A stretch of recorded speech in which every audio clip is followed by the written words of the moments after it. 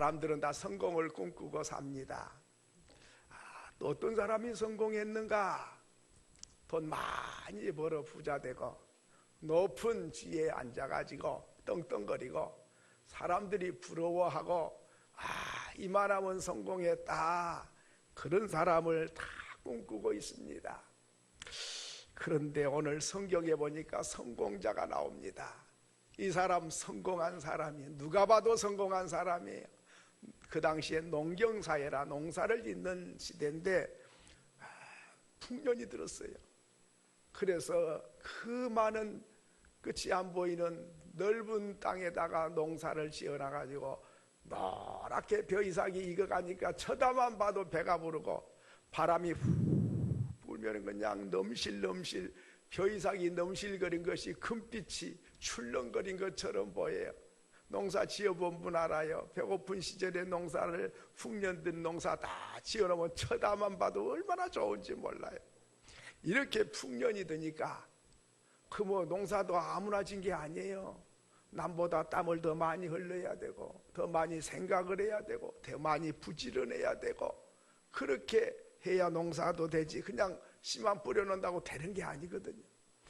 이렇게 풍년이 들자 고민이 하나 생겼어요.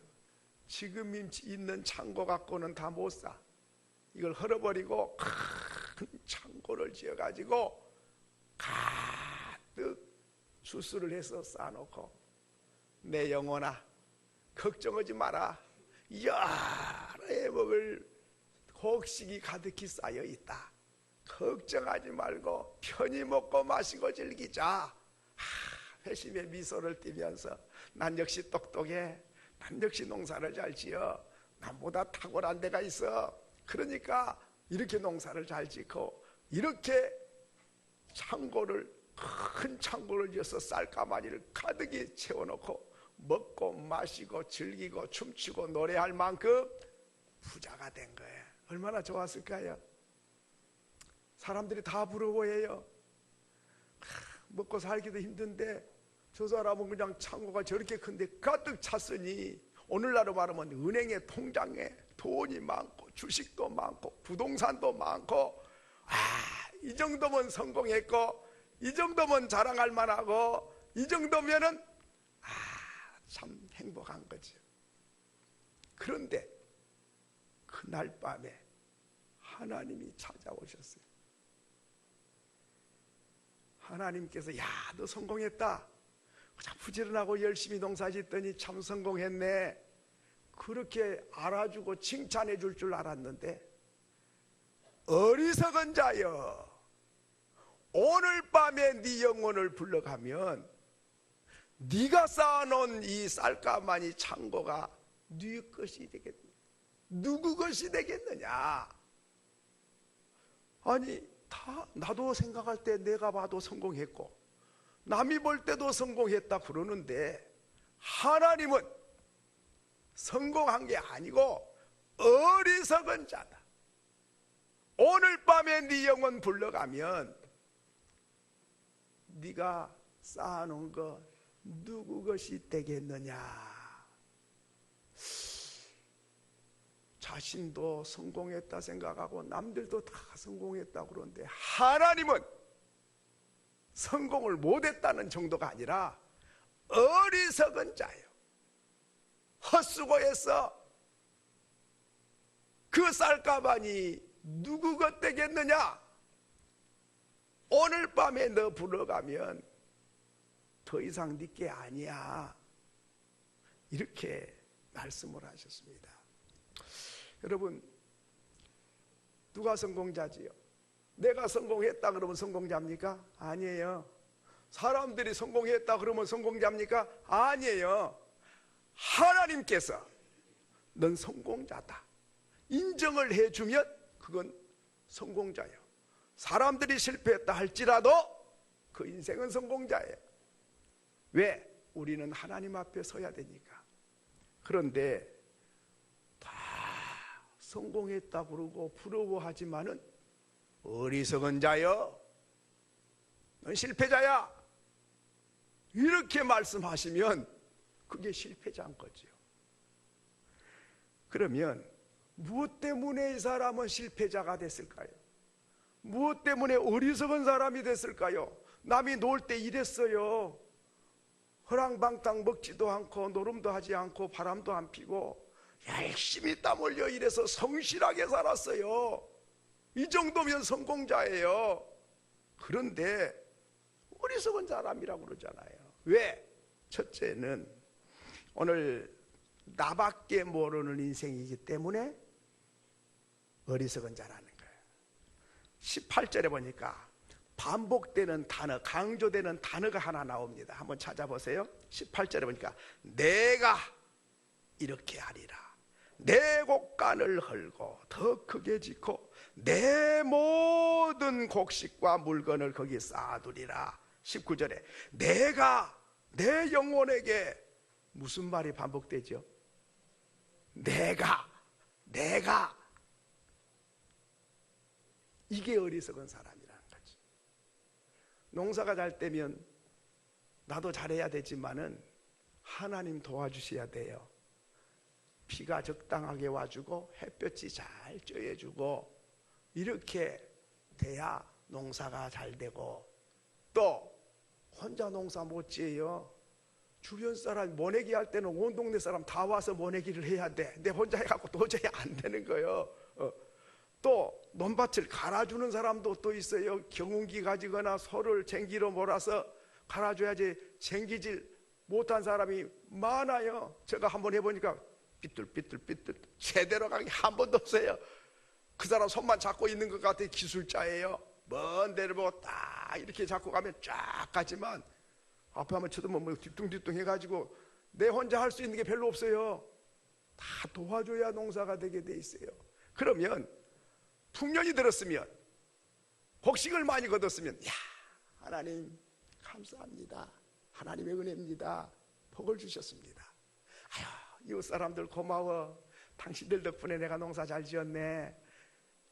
하나님이 계셔야 되고 이웃이 있어야 되는데 하나님도 없고 이웃도 없이 내가 내 곡간을 헐고 내 곡식을 쌓고 내 영혼아 편히 먹고 마시고 즐기자, 내밖에 없는 인생. 이것이 똑똑하고 실속 있는 것 같지만은 한마디로 어리석은 인생이다 하는 것입니다. 나만 있는 인생. 오늘날 우리도 그렇지요. 내 벌어서 내 먹고 사는데 뭔 당신이 뭔 상관이냐. 하나님 있기는 뭘 있어. 뭐 사람들 도와준 게 뭐 있어. 부모님이 나 해준 거 뭐 있어요. 나는 내 벌어서 내가 먹어요. 요 사람이 어리석은 사람이다 하는 것이죠. 그러면 저 히브리 대학에 있잖아요. 마틴 부버라고 하는 교수가 있는데 이 사람은 세계적인 교수예요. 독일 함부르크에서도 교수하고 스위스에도 교수하고 그런데 워낙 탁월한 능력 있는 교수예요. 그런데 히브리 대학교에 나중에 교수로 있었는데 이 마틴 부버라는 사람이 책을 썼는데, 무슨 책 여러 권 썼는데 그 중에 참 탁월한 책이 뭐냐면 너와 나, 이런 책을 썼어요. 우리나라 번역돼서 나와 있어요. 아주 유명한 책입니다. 노벨 문학상 후보에 올라간 책이에요. 얼마나 잘 썼으면. 후보 문학상은 아직 못 받았지만 그 후보에 올라갔다면 이게 보통 게 아니거든요. 그리고 이분은 문학상 후보만 올라간 게 아니라 노벨 평화상 후보에 올라간 사람이에요. 이 마틴 부버 교수 아주 유명하니까 뭐 우리 젊은이들이 보통 웬만하면 다 아는 사람이죠. 이 사람이 유대인인데 유대 사람들이 자기 땅이 없이 세계 각국에 흩어져서 살다가 유대인들이 다 돌아와 가지고 자기 땅이라고 차지하고 앉아 가지고 살게 됐거든요. 그때 당시에 아무도 없는 게 아니라 팔레스타인들이 살고 있었어요. 그런데 이제 이게 우리 땅이야 내놔 해가지고 각국에 흩어진, 세계 각국에 흩어진 유대인들이 자꾸 와가지고 정착을 해서 나라가 다시 건설됐거든요. 참 기적적인 나라죠. 그때 유대인들이 볼 때는 그 당시에 살고 있는 팔레스타인들은 다 쫓아내야 돼. 이건 뭐 버러지 같은 인생들이야. 우리 땅이야. 뭐 이렇게 적대시하고 갈등을 느끼고 있을 때에 이분은 생각이 달랐어요. 너도 살고 나도 살아야 돼. 나는 너를 위해서 있고 너는 나를 위해서 있어. 내가 너를 사랑하지 않으면 내가 행복할 수 없고 네가 나를 좋아하지 않으면 너도 행복할 수가 없어. 그러니까 너와 나는 하나야. 내가 존재한 건 너를 위해서 존재한 거야. 너와 나의 관계가 아름답게 이루어지지 않으면 하나님과 나와의 관계가 아름답게 맺어질 수가 없어. 이렇게 주장을 하고 이 사람의 재산을 죽을 때 다 팔아서 유대인인데 유대인과 팔레스타인이 갈등을 느끼는데 팔레스타인 자녀들을 위해서 장학금으로 자기 전 재산을 내놓고 세상을 떠났어요. 너와 나는 하나고 나는 네가 나를 위해 존재한 게 아니라 내가 너를 위해 존재하는 거야. 너와 나와의 관계가 평화가 안 되면 하나님과 나와의 관계가 평화가 안 돼. 내가 너를 위해서 살지 않으면 내 인생에 의미가 없고 가치가 없고 삶의 목표가 없는 거야. 이렇게 주장한 사람이에요. 그런데 있잖아요, 오늘 우리는 너를 이용해서 내가 돈을 벌어야 되겠고 너를 통해서 내가 뭔가 유익을 취해야 되겠다, 이용해야 되겠다. 이게 병든 생각이라는 거예요. 하나님도 없고 너도 없는데 나는 그것만 있어. 세상 재물을 위해서는 하나님도 이웃도 없고 나와 그것만 있다. 이것이 불행의 원인이고 이것이 가치가 없는 인생이라는 것이죠. 여러분 생각해 보셨습니까? 저 사람 내가 이용할 가치가 있나? 이걸 생각하지 내가 저 사람을 위해서 존재를 한다. 와, 여러분 그게 어디서 나왔을까요? 하나님을 목숨을 다하여 사랑하고 이웃을 내 몸과 같이 사랑하라. 이것이 율법이요 선지자의 대강령이니라. 이것이 성경 전부요, 이것이 하나님의 소원이요, 이것이 계명이다. 그러므로 오늘 우리는 하나님의 관계, 너와 나와의 관계가 아름답지 못하고 내가 베풀어야 되고 사랑해야 되고 섬겨야 된다는 사명의식이 있으면 그 사람은 거듭난 사람. 너 뭐라고 하든 상관없어. 하나님 뭐라든 상관없어. 나는 돈만 많이 벌어서 내 편히 잘 먹고 잘 살면 나는 행복해. 이게 불행의 원인이요, 병든 자의 생각이요, 이것이 가치 없는 인생이다 하는 것이죠. 오늘 이 부자를 향해서 하나님도 없고 이웃도 없고 돕는 사람이 그렇게 많았는데도 없어요. 나만 내 물건, 내 곡식, 내 곡간, 내 혼자 편히 먹고 마시고 즐기자. 어리석은 자여, 넌 인생 가치가 없어. 살 줄을 모른 거야. 너를 위해서 내가 창조했지만 너는 이웃을 위해서 존재하는 데에 가치가 있는 거야 말씀하신 것이죠. 두 번째로는 무엇 때문에 어리석은가? 삶의 수단을 삶의 목적으로 바꿀 때 인생은 어리석다고 하나님은 판단하신 거죠. 돈이 필요해요. 삶의 수단이죠. 행복하게 살려면 돈이 있어야 되죠. 그런데 돈이 살기 위한 수단이어야 되는데 돈을 벌기 위한 목적이 돼가지고 돈을 벌기 위해서 내가 산다. 수단이 목적이 되면 이게 바로 어리석은 사람이라 하는 것입니다. 마태복음 6장 33절에 너희는 먼저 그의 의를 구하라. 그리하면 이 모든 걸 너희에게 더하시리라. 이 말씀은 뭘 먹을까, 뭘 마실까, 뭘 입고 살까, 그 문제, 그것을 먼저 구하지 말고, 그건 수단이야. 먼저 목적이 하나님 나라와 하나님의 의를 위해서 사는 목적이 먼저야. 목적을 위해서 기도하면 수단을 하나님은 채워주실 거야, 이런 말씀이죠. 근데 오늘 우리는 수단을 목적으로 삼을 때가 참 많아요. 이게 목적을 위해서 돈을 벌어야 되는데 돈이 내 사는 목적이 되면 그때부터 어리석어지고, 그때부터 불행해지고, 그때부터 패망으로 가고, 그건 실패자의 길을 걷게 되는 것이라 하는 것이죠. 먼저가 뭐예요? 돈이 먼저가 아니라니까요. 삶의 수단이 먼저가 아니라 목적이 먼저다 하는 것입니다. 한번 생각해 보세요. 우리 집 사람들이 자랑하지요? 우리 집안은 정승을 지낸 집이다, 무슨 의정 좌의정을 지냈다, 우리 집안에 군수 도지사가 나왔다, 자랑스럽다, 자랑을 하지요? 아니요, 그건 자랑할 게 아니에요. 왜? 그거는 목적이 아니거든요. 도지사 해갖고 뭐 할 건데, 도지사 해가지고 민폐나 끼치고 가슴 아프게 하고 사람들 힘들게 했다면 그건 죄 짓는 일밖에 안 되는 거예요.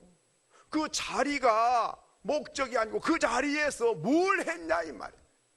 지역사회를 위해서, 주민을 위해서 선한 영향력을 끼쳤다면 자랑할 만하지만, 손가락질 당하고 바가지로 욕먹을 짓만 했다면 그 자리가 나를 죄인 만들고 불행케 만드는 요인이 되는 것이죠. 건강도 그래요. 뭐 때문에 건강하려고 그러십니까? 막 운동하고 보약 먹고 막 발라주고 입혀주고 닦아주고 마사지해주고 막 이 몸을 그냥 막 보석처럼 이렇게 건강을 챙기시는데, 건강하게 100살 넘도록 살았다, 야 행복하다 그렇습니까? 건강해가지고 민폐나 끼치고 있으면 그건 일찍 죽은 게 낫죠. 건강이 목적이 되면 불행의 씨앗이 되는 거예요. 건강해가지고 뭐 하려고, 뭘 때문에 오래 살려고 그러냐. 하나님을 기쁘시게 하고 많은 사람에게 기쁨 주고 희망을 주고 눈물 닦아주고 복음을 전하고 생명을 건지는 이 굉장한 아주 가치 있는, 이걸 위해서 내가 건강해야 되겠고 그걸 위해서 내가 오래 살아야 되겠다, 그래야 그게 맞는 말이지. 아무것도 안 하고 민폐만 끼치고 그러면서 건강해서 오래 살라고 한다면 그는 바로 어리석은 인생이다 하는 것입니다. 일도 그래요. 죽으라고 일을 하다가 죽어버린 사람, 뭘 위해서 일했냐 이 말이에요. 뭘 위해서? 일을 위해서 태어났습니까? 일벌레요? 행복하게 살 줄 모르는 거잖아요. 놀고 뭐 농땡치고 뭐 땡짓 한 것보다야 부지런한 게 낫긴 하지만, 뭘 위해서 부지런히 일을 해야 되는지도 모르고 부지런히 일만 해, 눈만 뜨면 일을 하고 잠들 때까지 몸이 부서지도록 죽으라고 일하다가 죽었다. 무슨 가치가 있는 거예요 이게 벌레나 짐승이나 그 사람이나 하나도 다를 바가 없는 거죠. 값지고 보람있고 가치 있는 그 어떤 일을 위해서, 그래서 일을 한다면 그건 귀한 것이죠. 재물도 그래요. 많이 벌었다, 내가 부자야, 그게 무슨 가치가 있는 거요? 돈 많이 쌓아놓고 값진데 쓸 줄도 모르고 나누어 쓸 줄도 모르고 욕심껏 많이 쌓아놓고 죽었다, 그게 돈 사람. 그렇게 어리석을 수가 없어요. 사람답게 살지도 못하고 산더미처럼 쌓아놓고 갔다. 여기 부자가 바로 그런 사람이죠. 그러면 예수님은 어땠는가? 예수님은 세상 기준으로 보면 실패자요. 인생 실패자요. 왜? 재산이 많아야 성공했다면 예수님은 여우도 굴이 있고 공중에 나는 새도 깃들 곳이 있지만은 나는 머리 둘 곳이 없다, 방 한 칸이 없다 그 말이에요. 세상 기준으로 보면 실패자 아닙니까? 그런 사람 누가 알아주길 합니까? 노숙자 같지 않습니까? 또 장수한 것이 복이라고 생각한다면 예수님은 33년밖에 못 살았어요. 요즘에 청년들한테 비하면 장가도 못 갈 나이에 떠난 거죠. 그럼 뭐요? 예수님은 실패자 중에 실패자지요. 그럼 과연 예수님 실패자입니까? 어떻습니까? 요한복음 17장 4절에 예수님의 성공, 예수님의 승리가 외침이 나와요. 요한복음 17장 4절에 보면 아버지께서 내게 하라고 주신 일을 내가 이루어 아버지를 이 세상에서 영화롭게 하여 싸우니. 그래서 이게 잘 안 뜨네 오늘이. 요한복음 17장 4절을 우리 꼭 찾아갖고 읽어보. 한번 같이 읽겠습니다. 시작.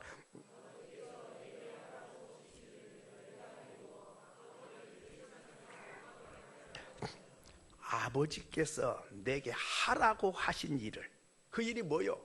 십자가 지고 만백성 구원해라고 하는 이 구속의 일을 하나님이 내게 부탁을 하셔서 그것을 이루어서 하나님께 영화롭게 해드렸다. 그렇습니다. 이게 성공자예요. 이게 승리자예요.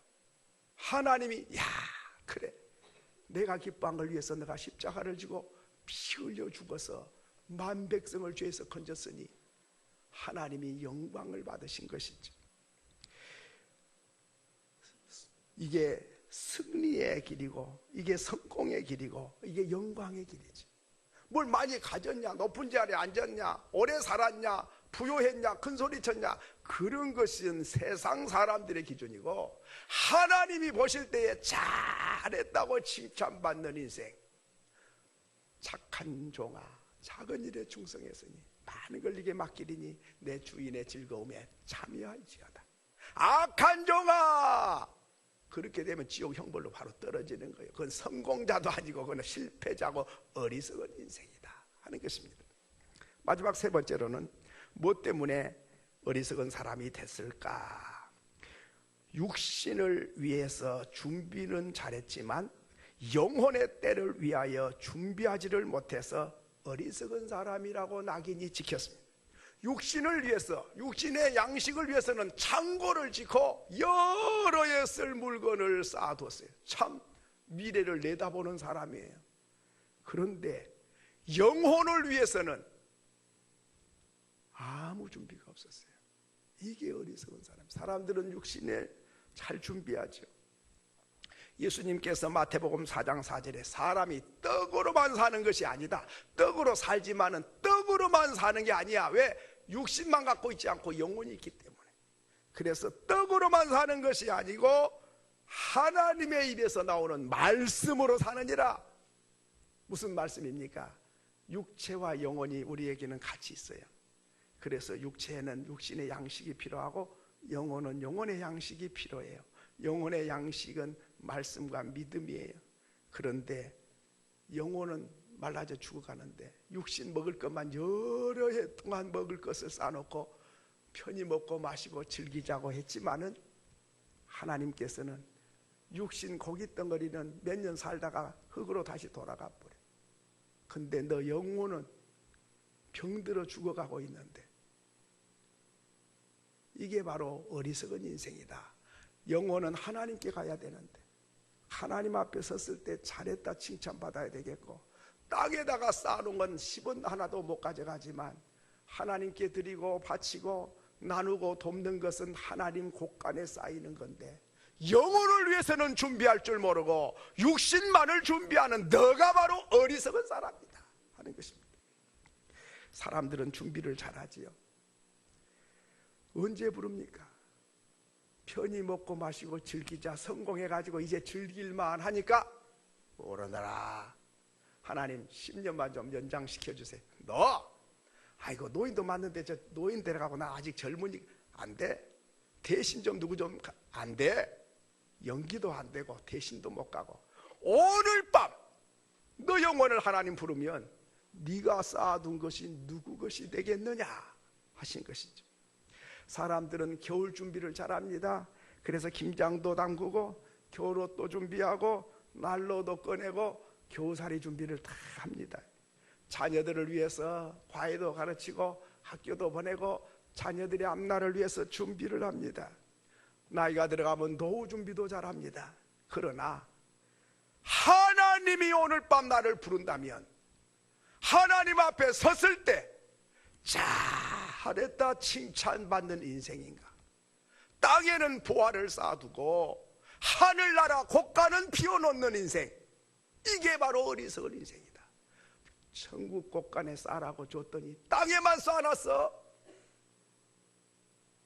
하나님은 이것을 보고 어리석은 인생이라 하는 것입니다. 젊은 사업가 세 사람이 일본 동경으로 출장을 갔습니다. 제가 이야기를 옛날 한 7년 전에 했어요.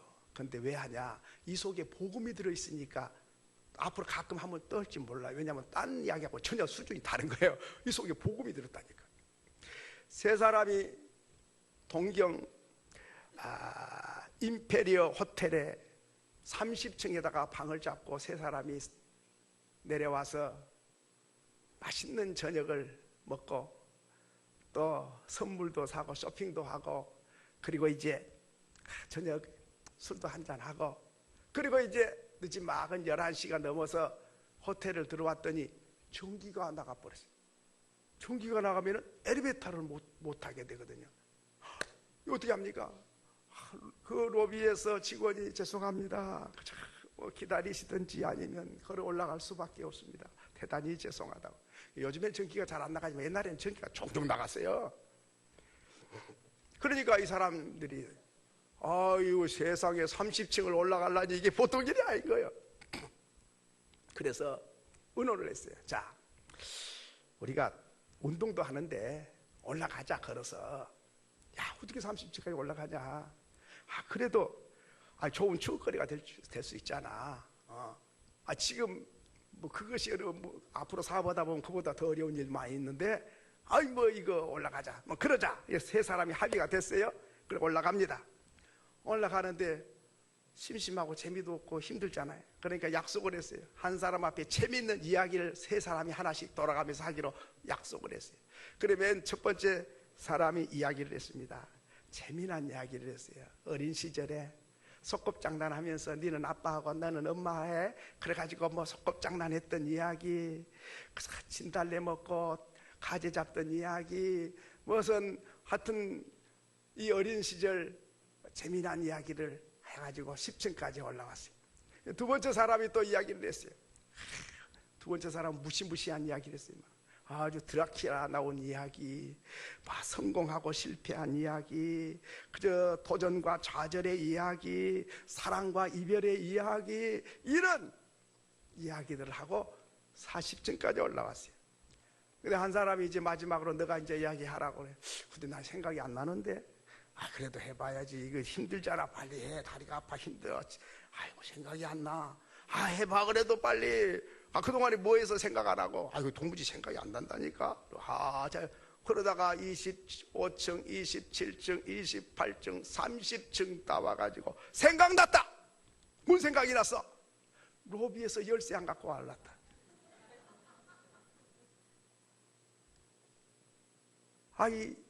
열쇠를 갖고 올라와야지. 실컷 힘들고 올라왔는데 열쇠를 안 갖고 왔으니 이 헛짓을 한 거예요. 여러분, 우리 인생은 어린 시절 부모님의 은혜, 부모님의 사랑 속에서 걱정 없이 먹고 마시고 즐거워한 어린 시절이 한 20년 돼요. 그리고 도전하고 좌절하고 사랑하고 이별하고 성공하고 실패하는 젊은 시절, 야망을 품던 시절 한 20년 사는 거죠. 그리고 이제 60고개가 넘어가면 손자나 보고 이럭저럭 하다가 하나님이 오너라 할 때가 온다, 그 말이죠. 하나님이 부르시는 그날, 하나님 앞에 섰을 때에 천국 열쇠를 안 가지고 갔다면 그 인생은 세상에서 성공했을지라도 실패자요. 세상에 부귀영화가 꿈결 같은 거 아니에요. 허무한 거지 않아요. 지나고 나면 아무 그림자 같은 거잖아요. 그걸 위해서 땀 흘리고 수고하고 사는 것이죠. 오늘 이 시간에 우리 한번 노래를 한번 불렀으면 좋겠어요.